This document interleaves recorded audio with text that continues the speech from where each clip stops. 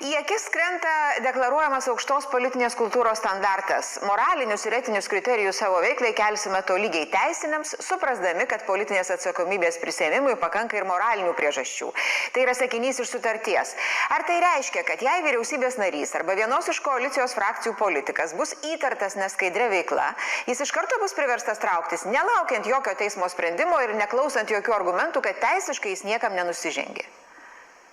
Žinote, politikoje kartais būna tų etikos problemų skirtingo masto, tačiau čia matyt reikia geriausiai taikyti tą dėsnį, kuris sako, kad tu žinai, kas tai yra tada, kada pamatai. Tai akivaizdu, kad jeigu kyla visuomenėje didelių abejonių dėl vieno ar kito politiko veiklos, tai atsakomybę politikas turi prisimti anksčiau, negu kažkokia galutinė teismo instancija pasakys, kad jis buvo kaltas.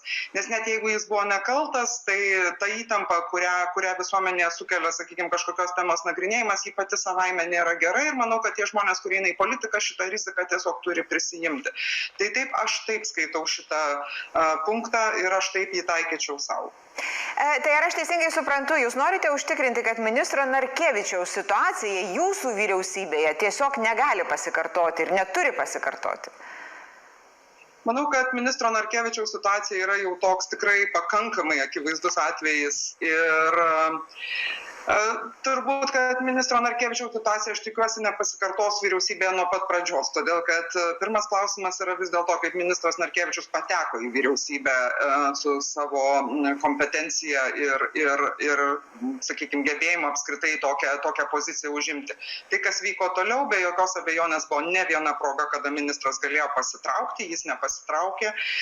Norėčiau tikėtis, kad jeigu man tektų vadovauti vyriausybei, tai bet kuris vyriausybės narys pakliuvęs į kažką panašaus, ko nenorėčiau tikrai sulaukti, bet, tarkim, netmeskime nieko pasaulyje ir nieko gyvenime, tikrai susiprastų ir pasitrauktų pats ir nereikėtų jo varyti varu nei prezidentui, nei ministrui pirmininkui, nei visam Seimui kartu surėmus pečius. Gerai, bet ar jūs esate numačius tą situaciją, jeigu vis dėlto ministras atsisako trauktis, o koalicijos partneriai jums iškelia kažkokių sąlygų? Aš pasitraukčiau pati. Jūs taip esate pasakiusi partneriams? Aš esu pasakius koalicijos partneriam, kad tokioje situacijoje aš pasitrauksiu pati.